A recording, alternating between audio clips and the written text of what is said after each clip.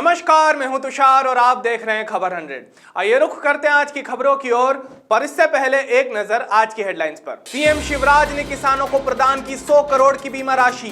किसानों ने किसान एक्ट के खिलाफ निकाली विरोध रैली।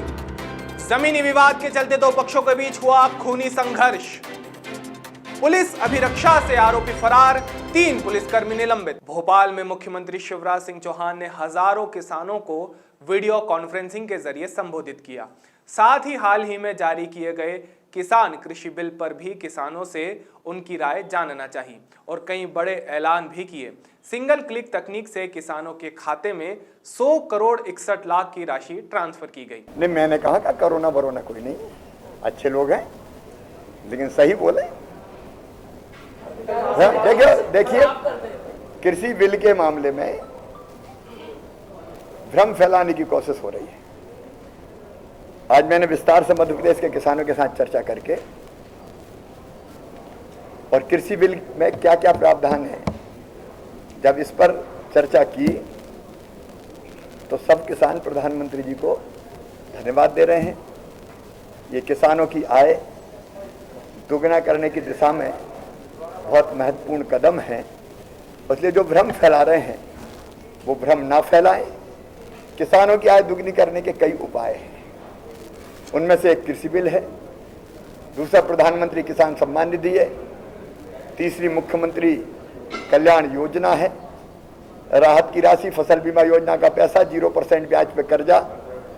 ये जो सारे उपाय हैं ये सब किसानों की आय को दुगना करने की दिशा में बहुत महत्वपूर्ण कदम है और इसलिए हम प्रधानमंत्री जी को भी धन्यवाद देते हैं और मध्य प्रदेश सरकार भी अपनी तरफ से विनम्र प्रयास कर रही है। भोपाल से दीपक सिंह की रिपोर्ट। कोरोना महामारी में अगर किसी का सबसे ज्यादा नुकसान हुआ है तो वे स्कूल कॉलेज के विद्यार्थी हैं और इसी बीच घटिया में कार्यक्रम का आयोजन किया गया, जहां वर्ष 2019 से 2020 में अध्ययनस्थ कक्षा 12वीं के 85% से अधिक अंक लाने वाले 4 छात्रों को विद्यार्थी प्रोत्साहन योजना के अंतर्गत प्रमाण पत्र का वितरण किया गया और इसके तहत प्रति विद्यार्थी के खाते में लैपटॉप के लिए 25,000 रुपए की राशि मध्य प्रदेश शासन द्वारा जमा करवाई गई। यह पुरस्कार प्राप्त कर सभी विद्यार्थियों ने मुख्यमंत्री शिवराज का धन्यवाद किया। आशा है कि यह योजना छात्रों को पढ़ाई के लिए प्रेरित और प्रोत्साहित करेगी। जो है मध्य प्रदेश शासन की गाइडलाइन के अनुसार बच्चों को बिठाया गया और माननीय जनप्रतिनिधियों की उपस्थिति में इस कार्यक्रम को आयोजित किया गया, जिसमें विधायक प्रतिनिधि, सरपंच जी और शिक्षक पालक संघ के सदस्य उपस्थित रहे। कितने से स्टूडेंट आपके यहाँ से क्लियर हुए हैं इसके लिए? फिलहाल तो जो है 5 बच्चे आज उपस्थित रहे 85% वाले में, पर 80% से जब जानकारी जाती है तो करीब 40 से 50 बच्चे इसमें आते हैं। मैं 87% बने हुए मेरे, और अभी कोरोना काल में तो पढ़ाई मुश्किल हो गई थी वैसे, लेकिन है ना हमने हमारे टीचर्स हमको कभी कभी फ़ोन करके थोड़ा मोटिवेट कर दिया करते थे, जिसमें फिर ये केमिस्ट्री और मैथ्स के एग्ज़ाम देने लगे थे उसमें, तब भी अच्छा सा पेपर गया था हम लोगों का। उसके बाद अब हमारे 87% बने, जिसमें हमको लैपटॉप की राशि प्रदान की गई मुख्यमंत्री हमारे मामा जी शिवराज सिंह चौहान के द्वारा, और हमें ये प्रतिभाशाली प्रमाण पत्र मिला भी हुआ है। क्या कहना चाहेंगे आप?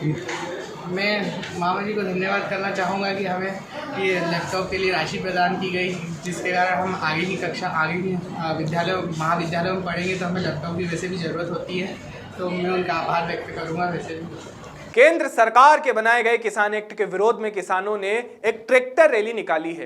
ये पिपलिया मंडी से रैली निकलकर मंदसौर आई। साथ ही किसानों ने राष्ट्रपति से मांग की है और किसानों में अध्यादेश के खिलाफ गुस्सा दिखाई दे रहा है। किसानों का कहना है कि सरकार ये एक्ट के बाद उन्हें बंधुआ मजदूर बनाना चाहती है और अगर इसका समाधान नहीं हुआ तो 2017 से भी किसान बड़ा आंदोलन करेंगे, ये बात रखी गई है। जो केंद्र सरकार ने जो अध्यादेश लाई है किसान विरोधी, उसको लेकर पिपलिया मंडी से 50 से 60 ट्रैक्टर की रैली मंदसौर कलेक्ट्रेट लाई गई है और ये जो कानून है इसके विरोध में हमने राष्ट्रपति महोदय जी के नाम से एक ज्ञापन दिया है कि बहुत जल्दी इस कानून को खत्म करें। ये कानून लागू ना होने दे देश में। अगर ये कानून लागू होता है तो देश का किसान खत्म हो जाएगा। प्राइवेट सेक्टर में किसानों की जमीन चली जाएगी।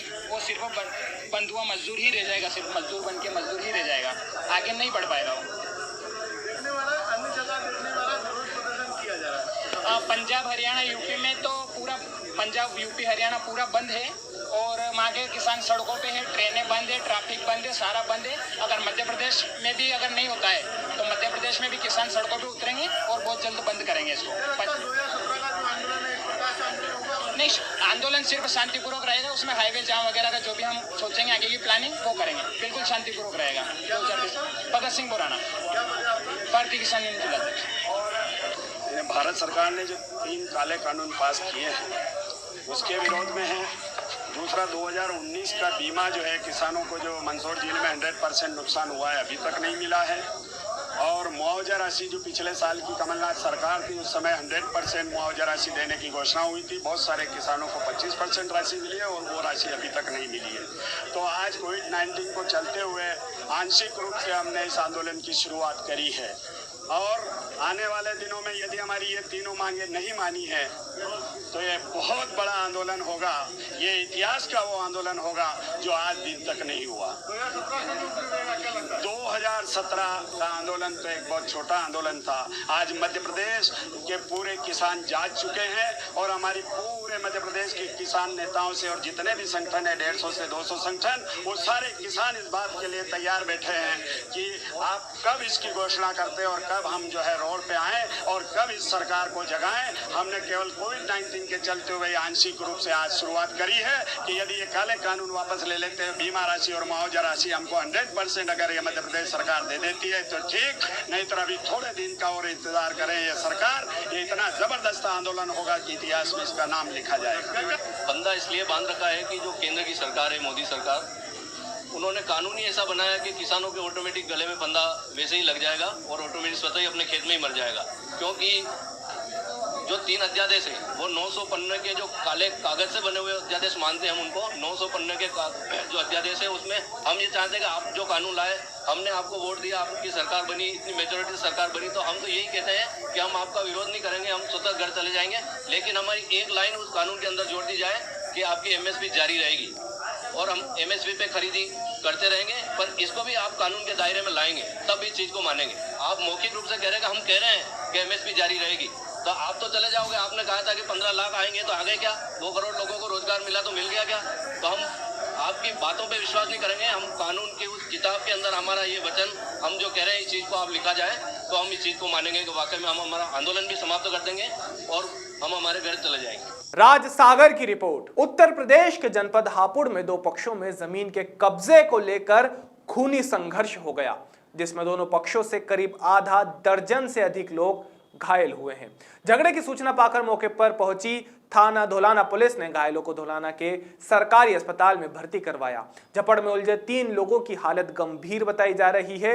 वहीं पीड़ित दलित महिला ने बताया कि ग्राम प्रधान ने उनकी 6 बीघा जमीन पर अवैध कब्जा किया हुआ है, जिसकी शिकायत कई बार प्रशासनिक अधिकारियों से की जा चुकी है, लेकिन कोई भी सुनवाई नहीं हुई है। दबंग ग्राम प्रधान द्वारा उनकी जमीन पर अवैध कब्जा किया जा रहा था, जिसको उन्होंने रोकना चाहा तो ग्राम प्रधान के लोगों ने उन पर हमला कर दिया। क्या हुआ ये होया यहाँ हमारे खेत, हमारा घर धो रहे है, हम खेत पे सु पानी लगा कर लड़का उसे पीटर लिख रहे, मैं भी उसके और लड़की भी, और ये हमसे जबरदस्ती लिपट गए और खेत को वहाँ हमने वो काट कर दी ही, डोर लकड़ी गाड़ दी और लकड़ी उखाड़ कर फेंक दी। इन्होंने हमारे खेत को कब्जा कर रखा और हम बहुत दिन हो गए जी, हम कैसे करें, कहाँ करें, हमें कुछ समझ में नहीं आती। जो जबरदस्ती हमारे खेत में जो था दादा लाई हमारी खेत है। तो हमने कोई कंप्लेंट नहीं करी इन लोगों की? कंप्लेंट हम तो का कहते हैं नुई रह जावे, इनकी का कहते हैं नुई हो जावे और यूँ मानते नहीं है जी।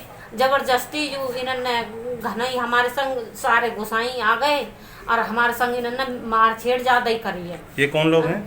ये गुसाई हैं। ये कहाँ के रहने वाले हैं?